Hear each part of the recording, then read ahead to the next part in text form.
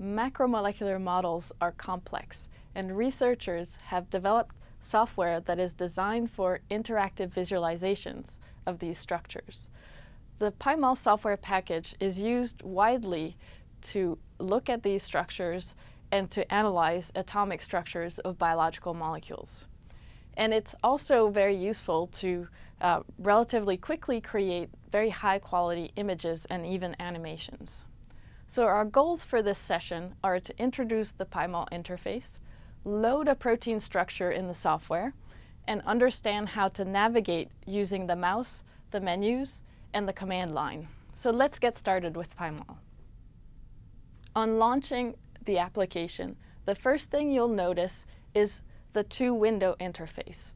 On Macs, the two windows are joined by default, but on Linux and Windows operating systems, they have separate windows. The top window is referred to as the external window, and the bottom window as the main window. The external window has menus across the top and a panel of buttons for frequently used functions. There is also a command line prompt for text-based commands and a message area that shows the output of commands and actions that you perform using the menus. The bottom main window displays molecules and has menus for manipulating that display. This pane also has a command line prompt at the bottom, and this is functionally redundant with the prompt in the external window. That's something that you'll find a lot in PyMol. There are often multiple ways to perform the same action. Black is the default background color, but for the purposes of this tutorial, let's set the background color to white. We can do this using the display menu in the external window, select background, and then white. To get started, let's load a protein structure. Protein structures are typically stored as atomic coordinates in a protein data bank file, or PDB file. To open a PDB file you already have on hand, you can use the Open option in the File menu and select the file. You can also obtain PDB files from the Protein Data Bank, or PDB, a publicly accessible database for molecular structures that we will explain further in a separate video. If you are connected to the internet, PyMol can actually download and open files directly from the PDB. PDB entries are specified by a unique 4-character code. Once you know the code of the structure that you want to explore, use the fetch command with this 4-letter code at the command line prompt to load the structure. Here we will use an X-ray structure of hemoglobin with PDB code 2DN2. Now you should see the default green line representation of hemoglobin in the main window. Let's make some changes to that. Notice that after loading your structure, a new object has appeared on the right panel. This area is called the Object panel and is very useful to quickly make changes to the appearance of a molecular object in PyMol. Let's try it. We can see the gray button with the name of our object, in this case the PDB code of the hemoglobin structure we loaded. Clicking the button will toggle the display of the object on and off. Each of the squares to the right of the object button is its own menu.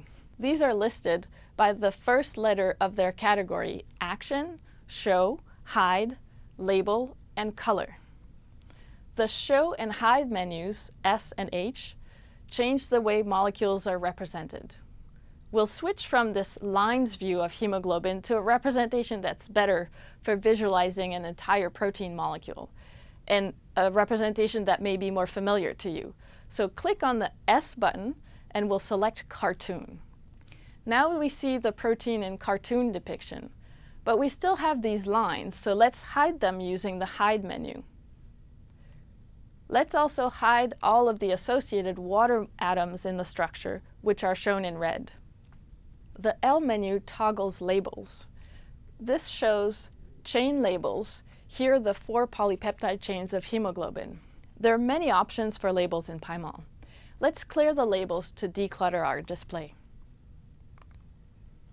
Next, we'll change the color from the default green color. The Color or C menu provides options to change the color of the entire object or parts of it based on certain criteria. So let's try a couple. We can change the color of the entire molecule to a blue, or we can color by chain, which is another way besides labels to see that hemoglobin has 4 polypeptide chains. Note that there are a few options: recoloring all carbons, just the C-alpha carbons, or all atoms. You can explore them on your own later. Now let's talk about some basic actions in the Actions menu, which is the A square. The Actions menu is varied, but the options are sorted by similarity. Some menus are hierarchical, and you can mouse over each of these actions and get a good idea of their function. For fun here, we can compute the molecular weight of hemoglobin. You can see the value appear in the message area of the external window. PyMol allows you to interact with the structure using the mouse and was designed with a 3-button mouse in mind. So using a 3-button mouse is really the best way to have all the functionality of PyMol. But you can use a 2-button or even a single-button mouse with PyMol. You can change this with the mouse menu in the toolbar. The default mode is called 3-button viewing, and that's what we'll use here. PyMol maps multiple functions to the mouse using different modes, like clicking, holding the Shift or Control keys, or just holding. In the bottom right corner, PyMol shows the current mouse mode and a grid that's mapping functions to the mouse buttons. The mouse buttons are along the top of the grid, and the function or modifier or action is along the left side of the grid. The grid changes when you change the mouse mode, so you can always tell what your mouse is doing by checking this grid. To navigate the structure you're looking at, you can click and drag one of the 3 mouse buttons in the visualization window. The left button rotates the molecule. You can also rotate the molecule in the plane of the screen by clicking with the left button in the periphery of the window and then dragging along the periphery. The middle button moves the molecule relative to the center. And the right button controls the zoom. With the wheel mouse, the wheel controls the slab or the depth of field. Before going any further, let's see how we can reset the view. The top section of the Action menu deals with navigation. So these options are useful in finding your way around your molecule or finding the center again if you get lost within your molecule. Here we'll use Zoom, which will recenter and put the whole hemoglobin back in the field of view. The single-click options are also very useful. Let's try them. With a left click, you can select or deselect elements of the structure. Here, the selection mode is by residue. Notice how the pink squares show us that we've selected all atoms within each residue we clicked. And the messages in the external window tell us which residues we selected. On the right, you will now see a selection, SELE, with menus. So now you can apply actions, show, hide, label, and color your selection. You can also turn off your selection by clicking on its name. And you can rename it to save it using the Action menu.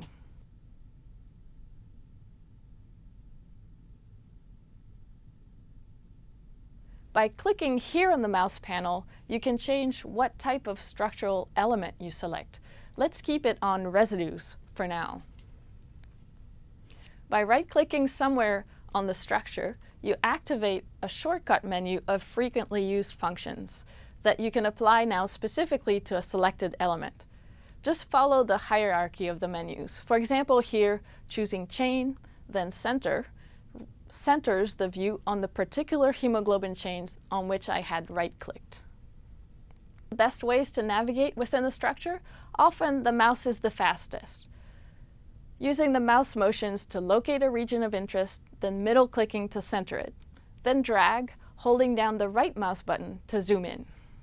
But another way to navigate is to use the protein sequence. It's particularly useful if you know the residue number, but you don't know where it is in the structure.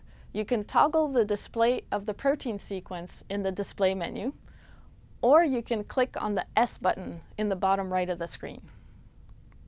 When the sequence is on, the amino acid sequence of each protein chain within the object is concatenated at the top of the screen.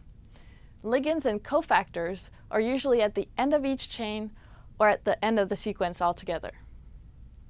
Solvent molecules are also listed. This sequence allows similar mouse actions as the structure itself. So if we middle click in the sequence, that residue moves to the center of our view. Right clicks bring up the action menu, and left clicks select or deselect a residue.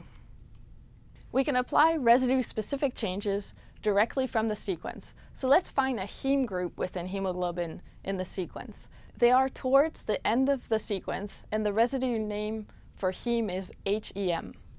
To show the heme group as van der Waals spheres, I right-click, select Show, and then Spheres. Now I can see where this heme is in the structure. But if I change my mind and I want to see the bonding structure of the heme instead, I could hide the spheres, then show the sticks. Or I could do it all in one step, using the Show As menu option, which will both remove the current spheres representation and replace it with sticks. As with any software, it's important to save your work. PyMol can save a session file that includes the complete current state of your visualization, the objects, the colors, the orientation, and the representation. Go to File, then Save Session to save a session file.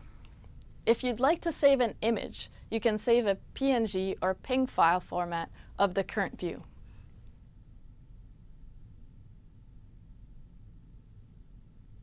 So we'll show you additional features in other videos, but with this brief introduction, you can now start exploring PyMol on your own.